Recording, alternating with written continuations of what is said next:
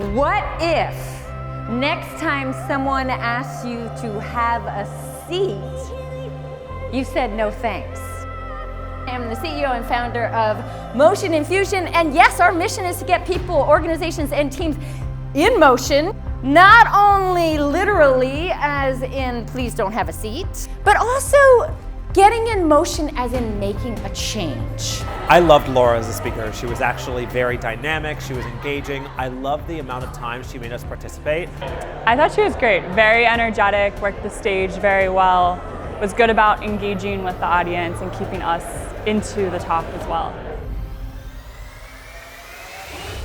She has been featured on MSNBC, the New York Times, Fox News, ABC News, US News, NPR, and more. Ladies and gentlemen, please give a massive round of applause to your keynote speaker, Laura Putnam. We are born to move, but we are told to sit. When we move, we get healthier.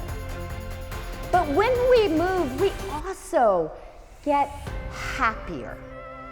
Just her message with, the gap between knowing and doing, her being able to, I guess, kind of reiterate that message was really cool, I thought. Promoting health is really about getting people to make better choices, and most people actually know what those choices are. It's just a matter of closing the knowing and doing gap. She incorporated some diversity into her speaking, which is super important to me, and it draws me in. One of the rude awakenings for me when I entered the workforce was just how much we sit and how much the modern workplace literally drives us to our chairs.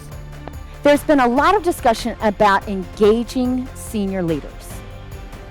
And while senior leaders certainly set the tone, they set policies, and they allocate resources, there is evidence to suggest that, in fact, managers hold the key and may account for up to 70% of the variance of their team members' engagement with any kind of well-being offering.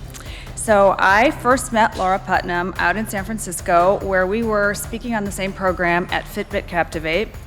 She has a knack for taking topics that we think we know and refreshing them so we think about those issues with new eyes.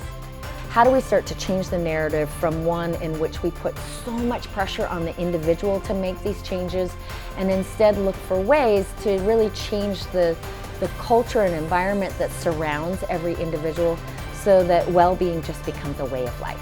Author Laura Putnam is joining us this morning live from San Francisco. She wrote the book on workplace wellness, what works, what doesn't work. The impact on our mental health is the second act of the pandemic. And people are not waiting for their employers to get it right. They're either walking with their feet and leaving, or they're quietly quitting. If we don't have energy, if our employees don't have energy, then we can't do a good job. And that's really kind of the here and now. A lot of times wellness, we think more far out in the future with those scary diseases that we want to prevent. But really it's about having energy and being connected to one another, and also just being happy. We know that if employees are happier, then they're going to do a much better job. Touching base with each of the team members every week, asking them simple questions like, what are you working on and how can I help? What matters more than becoming our better selves? And yet, if we look at where many of us may find ourselves, we are doing anything but becoming our better selves when we are at work. Rather, we are overworked, we are overstressed, and we are overweight. And in fact, if we pull back and take a look at what's happening around our country and even around our world, we might describe this as nothing short of a tidal wave. What I think sets Laura apart is her energy. Her energy is infectious. I think she's totally inspirational, and she hits on things that make you pause and think. You could just see the passion that she had for what she speaks on and what she does, and I would love to have her speak at an event for our company too.